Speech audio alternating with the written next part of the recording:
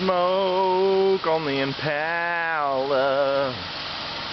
There goes the coolant that's filled out on the exhaust manifold.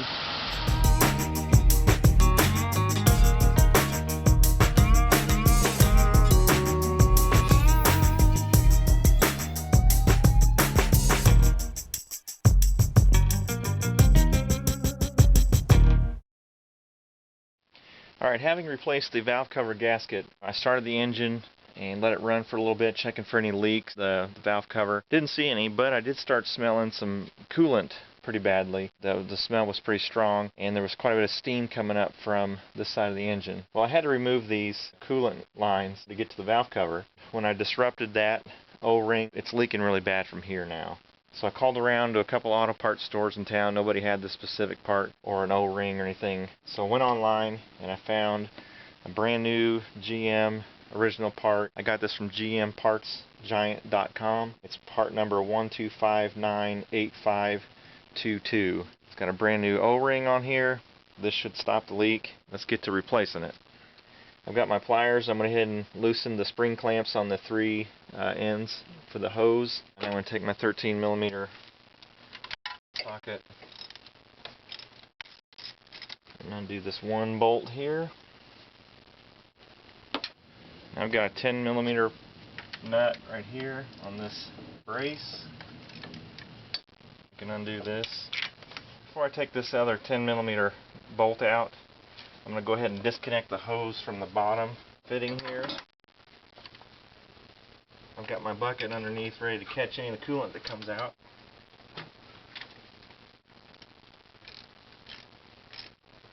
Okay, 10mm bolt. Use a screwdriver very carefully.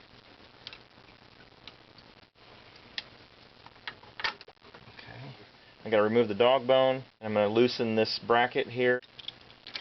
I'll go after this dog bone.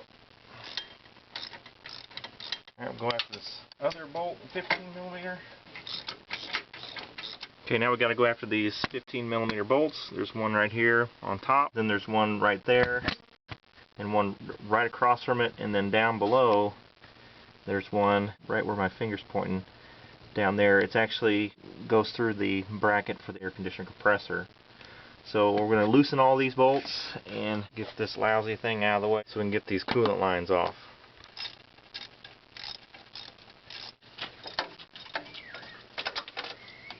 Just loosen them all, and it should give me enough space to get this out now.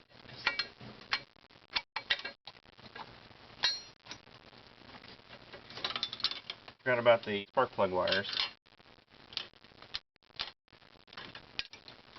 Alrighty. Alright, there's the old O-ring, and there's the new one. Should have ourselves a nice new seal and stop that leak. I'm just going to clean that opening a little bit.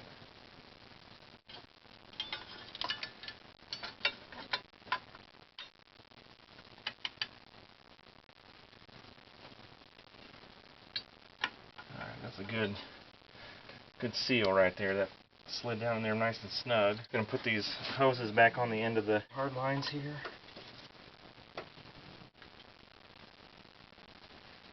Going to grab my pliers, slide these clamps back up in their spot.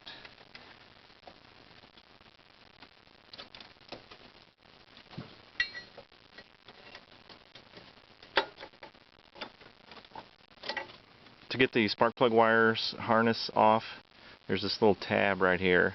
I just stuck something underneath this little lip here and pushed the case up and slid it off. So we'll reuse this.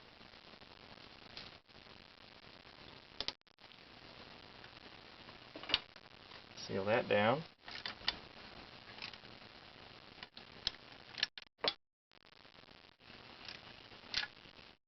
Alright, we'll put our 13mm bolt back in. And now it's time to go through and tighten down those 15mm bolts that are on this engine bracket here.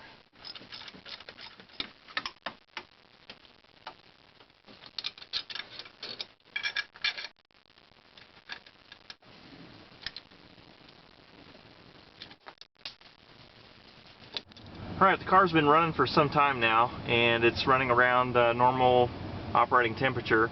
Anytime you crack open the coolant lines, and you spill coolant and you open up the lines like that, you want to make sure there's no air bubbles and causing your engine to spike on temperature.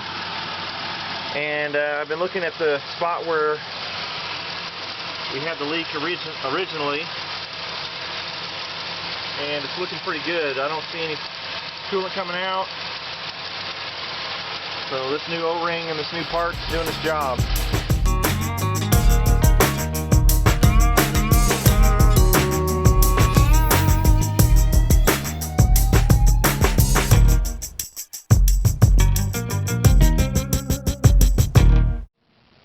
If you ain't bleeding, you ain't working.